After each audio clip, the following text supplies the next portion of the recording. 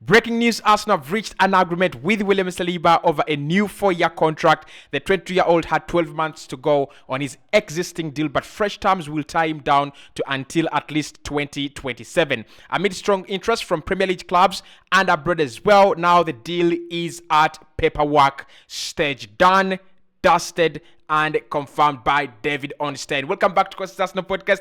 My name is Cossy. Good morning, good afternoon, good evening, wherever you are in all parts of the world. We have some breaking stories and we have some big news on David, on William Saliba from David Ornstein and The Athletic. He has signed. He has agreed the deal. It's done. It's dusted, right? So we're going to be diving into that one. And of course, according to Fabrizio Romano, the deal is done.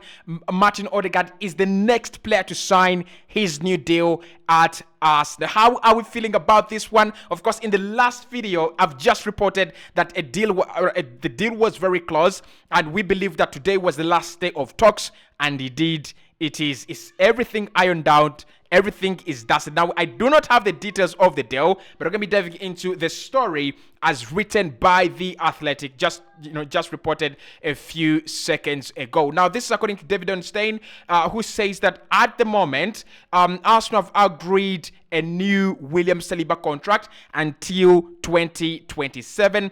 And he says here that Arsenal have agreed a 4-year deal contract with William Saliba. The deal will keep the 22-year-old at the Emirates Stadium until at least 2027. The new contract will now move on to the paperwork stage, with both sides looking to get it signed. Saliba's existing terms were due to expire in the next 12 months, leaving Arsenal at a risk of losing him for free next summer if they had not reached a new agreement. There was strong interest in the French international from other sides in the Premier League and from abroad as well. Saliba was a key player for Arsenal's last season. As Arsenal challenged for the Premier League title, he missed at least 11 games of the season through injury, which coincided with a drop in form for Arsenal and saw Mikel Arteta's side slip from the top of the table into second. Saliba follows teammates Bukayo Saka, Gabriel Martinelli, and Aaron Ramsdale in agreeing new contracts with the London side. Saliba joined Arsenal from French side Saint Etienne in 2019, but spent a significant spell of time out on loan. He returned to Saint Etienne for the rest of the 2019-2020 season. He spent the first half of the 2020-2021 campaign with Arsenal before joining Nice in January. He then had a season loan with Marseille before returning to Arsenal last summer. Saliba played 27 times in all competition. Right, so that is the story. That is what we are talking about. William Saliba has definitely agreed. He's not going anywhere. He is an Arsenal player until 2027, unless Arsenal decide otherwise, either to sell him or to do anything with him. Apart from that, he's an Arsenal player until 2027. Now, look, this is big news. Like I said in the last video, it was bound to happen. It was always going to happen. And I'm really excited that we are tying down our young players to such long-term contracts. The problem here, I think here Arsenal having is we don't have the liberty to tie our players to 6 years, like the likes of Barca are doing, and then have 1 billion release clauses. Because for me, it's not about ruining football. It's about thinking about your club. I think Saka, Saliba, Odegaard, and Martinelli should have 1 billion, pound release clauses in their contract. If Gavi has a 1 billion, release clause, Pedri has 1 billion. Ansu Fati, I presumably think, has 1 billion. Vinicius Jr. has 1 billion release clauses in their contracts. Our players should be having such clauses just to make sure that they are untouchable. But this just takes a lot of weight, a lot of worrying, a lot of risk off the table. Now we can focus on the transfer window. Now, what I understand is that Arsenal's priority, of course, always was William Saliba's contract. It was running down, and they were not willing to lose him on a free, and we were never willing to lose him on a free. The fact that he has now signed, it just gives us a lot of time to set I think Odegaard is going to sign, to be honest. I think Odegaard will sign a new deal without a lot of problems, unless otherwise, okay? But with William Saliba, You've had PSG interested. You have Manchester City interested. Chelsea, Liverpool, Madrid, Barcelona. All these clubs have been interested in William Saliba. So it was always going to be hard. It was always going to be, it was always going to take something special, something different, and that's what Arsenal have definitely done. So Fabrizio Romano says that Martin Odegaard is the next in line to sign a new deal with Arsenal. Now, of course, you do understand that he's been here for 2 years. Okay, so that means that his deal has 2 years as well. So Arsenal would love to, I think, extend that deal with another 3 years or another 2 years until 2026 or 2027.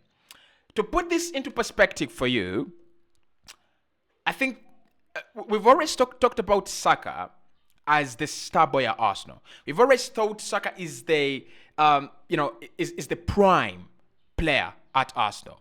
But last season, if he had not missed those 11 games, William Saliba could have won Arsenal the Premier League. And for me, look, this might be a little bit of an excuse as an Arsenal fan, but I'm telling you, if he had not picked up an injury in the last 11 games, God damn it, that we played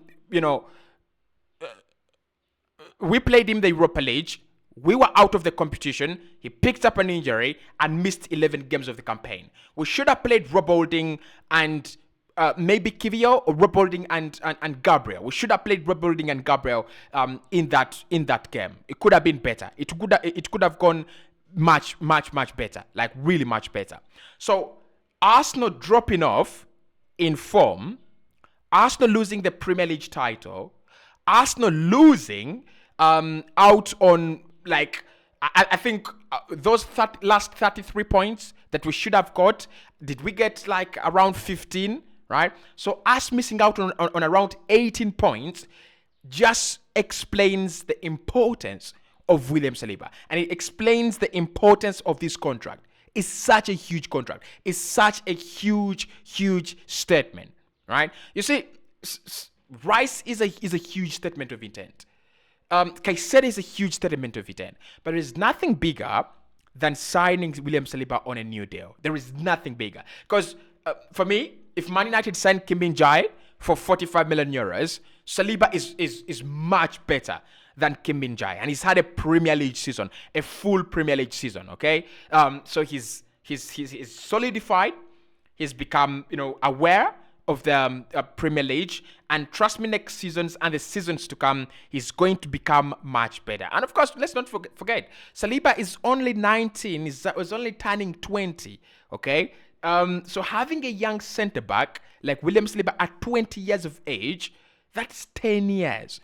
That you're having a centre back for the next 15 years set. That is Virgil van Dijk there, set for Arsenal, right? Whatever we will win, he will be our Van Dijk. And I'm calling this, Saliba will win the Premier League with Arsenal, and he will win the UEFA Champions League with Arsenal in the next 10 years. Like, I'm calling it, and I'm calling it early. Definitely, right? Like, clip this out.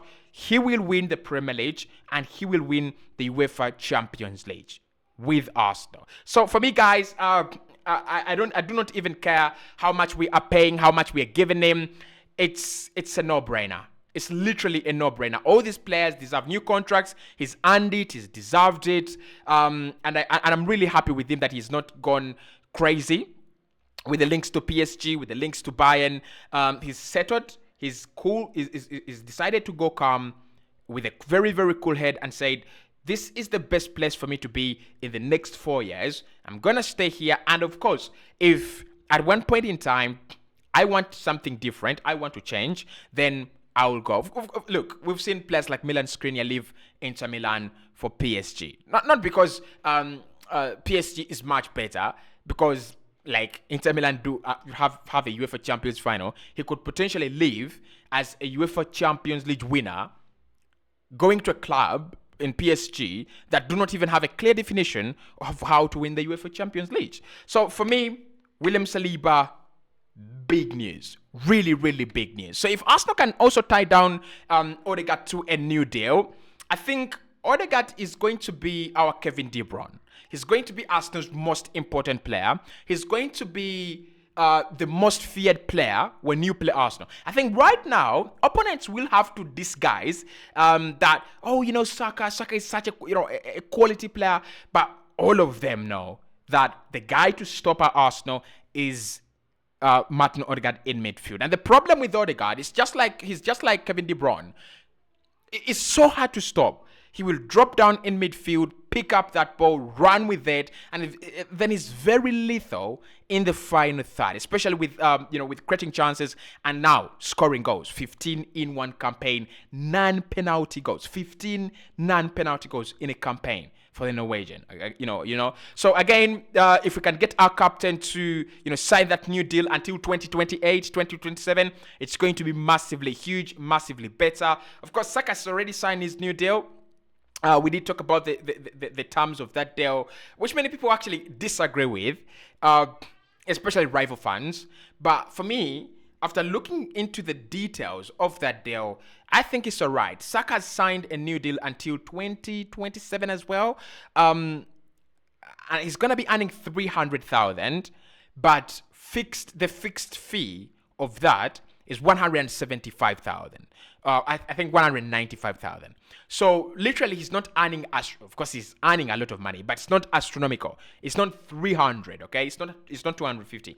It will be 300 when he massively performs well, when he massively outperforms, expectation. Right, that is when the bonuses will come into play, and he will, earn 3,000 pounds a week, 300,000 pounds a week. But at the moment, I think that's a very, very good step in the right direction. Saka signing Gabriel Martinelli as well. With Martinelli, I've already told you guys, it was just a matter of time. I'd never expected him to turn Arsenal down. Like, he's one of those players that I trust so much when it comes to loving Arsenal. And I know at times players cannot be trusted. Like, it's in their nature. At times players cannot be trusted. At times you have you're always gonna have that big money move coming in, right? You're always going to have a club checking on them. But with Gabriel Martinelli, I trusted him so much. And I knew that if Arsenal placed a deal on his table, he was definitely going to sign it. And that's what he did. He signed a new deal without thinking or, contemplating. So Martinelli's deal is done. Ramsdale as well, his deal is done. I think he's improved us as a goalkeeper very, very much, and he's improved himself as a player very, very much as well. So Ramsdale, Gabriel Magalhaes as well. There's been a lot of talk to PSG. PSG always wanted him, even when he was still at Nice. Was he at Nice? At Lille Metropole, not at Nice, but at Lille Metropole.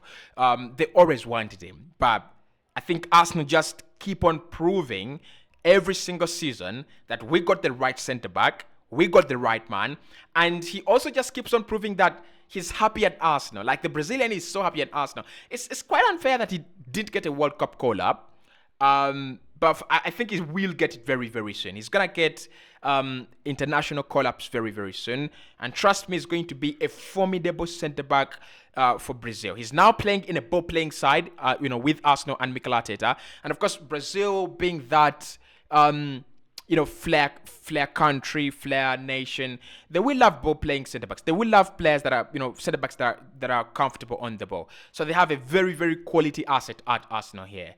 So Saliba is done, Gabriel is done, Ramsdale is done, Odegaard coming up next, Saka and Martinelli done.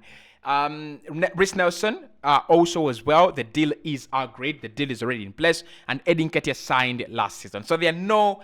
I don't expect any heartbreaks. Maybe Partey. Partey is the only player that I would expect to have a headache with, right? Because if he goes into the final year and he's had a very, very good season, it might be problematic. Just think if next season, by any chance, if next season Arsenal win the Premier League or the Champions League, and Partey has 1 year left on his contract, and Partey has had such an immense, beautiful season, how many clubs are going to come in for him for around 60 million euros or 50 million euros? And what if he says, I don't want to stay? What if Saudi Arabia come in for him and give him like like 100 million a year. You know, that's always gonna be the problem. But good job by Edu, good job by Mikel Arteta to tie these boys down to new contracts. Now let's focus on the window. Let's look at who comes in. Caicedo, Rice, Viega, Cancelo, Nico Williams, most of the other. Let's focus on the window. Time is running out. The window opens up on 14th. I'll prefer that in the next 4 days, Arsenal sign someone. That's what I would prefer. That by the time the window opens, we do a Liverpool McAllister kind of pull-off. We pull off some kind of signing. But let's wait and see. Hit the like button, subscribe, give me your reactions there in the comment box below. What do you think about Saliba's new deal and what does it mean for Arsenal? Speak to you right in the next one. We will be live. I presume I will be live either at 7 p.m. or 10 p.m. I'm still thinking of when to come live, but we will be live at 10 p.m. Let's do a 10 p.m. live, the first live in a very long time. 10 p.m. we are live, talking Saliba, talking Cancelo, talking Caicedo, and talking Declan Rice. See you there. See you soon.